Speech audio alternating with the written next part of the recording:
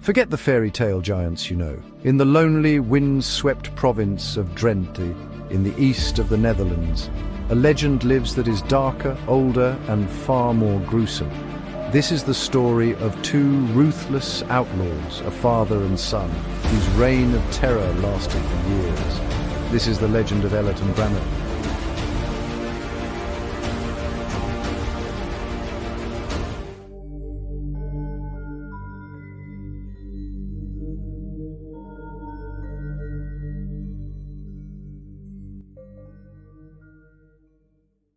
Welcome to Drenthe, a region famous for its ancient honeybeds and its vast, beautiful heathlands.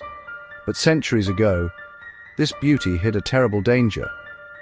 Legend says that around the 14th century, two monstrous men, some say actual giants, made their home right here on the Ellert's field. Ellert and Brammert were father and son, crude, hard men who lived in a subterranean lair, a hole dug deep into the sand. They weren't just hermits, they were bandits and murderers. Any traveller who dared to cross their path was fair game for robbery and a brutal beating with their heavy clubs. Few survived. They had an ingenious but chilling system. They strung tripwires across the entire field, barely visible, with bells tied to them. If an unwary traveller, a farmer, a merchant, or a soldier brushed against a wire, the bell would ring. And like wolves to a dinner bell, Ellert and Brammert would emerge from the earth to ambush their victim. This field was a literal death trap. After years of this brutal routine, the giants grew weary of doing their own chores. They decided they needed a housekeeper. This brings us to the most crucial character in the story, a beautiful young woman named Marika. One day, Marika crossed the Ellertsveld and triggered a bell. Instead of robbing and killing her, the giants dragged her back to their hole.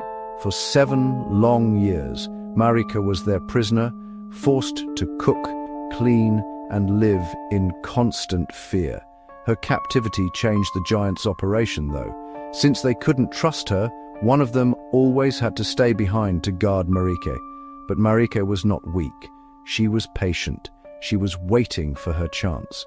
And one day, that chance walked right into her hands. It was Father Ellert who made the fatal mistake. He was alone with Marika, and perhaps growing complacent after 7 years, he asked her to do him a simple favor. A favor that required a very sharp tool. Ellert asked Marika to shave him. You can imagine the terror, but also the sudden surge of hope Marika must have felt. She took the razor, an instrument she was supposed to use to groom the beast, and she seized her freedom. In one swift, desperate movement, she didn't shave his beard. She slit his throat. With Ellert dead and Brammert out raiding, Marika fled. She ran as fast as she could towards her old village, toward her parents' home. But Brammert eventually returned to the lair.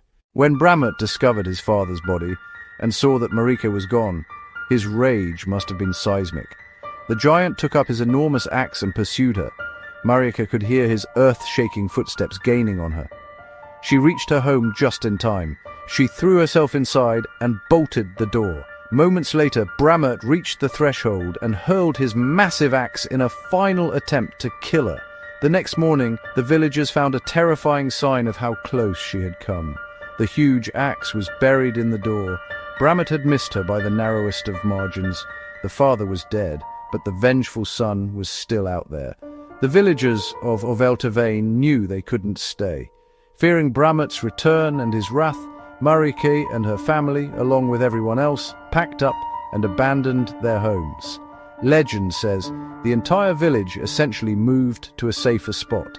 The original village of Elterveen was literally erased by the fear of a giant. So, what became of Brammert? History, or rather the legend, is silent on his final fate. Did he wander the heath until he died of despair? Did the villagers eventually hunt him down? We don't know, but the story itself never died. Today, the legend is kept alive at the open-air museum Ellert on Brammert in Sjoenord. It's a wonderful place that preserves Drenthe's history, and naturally, you're greeted by enormous, slightly unsettling statues of the giants themselves. But was any of it real?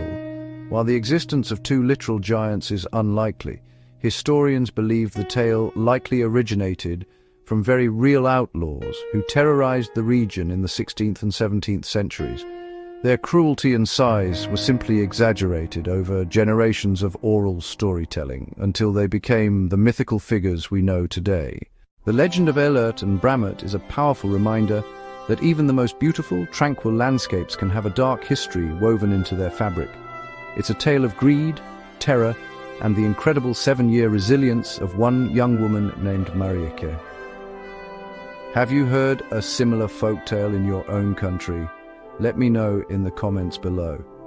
If you enjoyed this journey into Dutch folklore, please hit that like button and subscribe for more dark and fascinating legends from around the world. Thanks for watching, and I'll see you in the next one.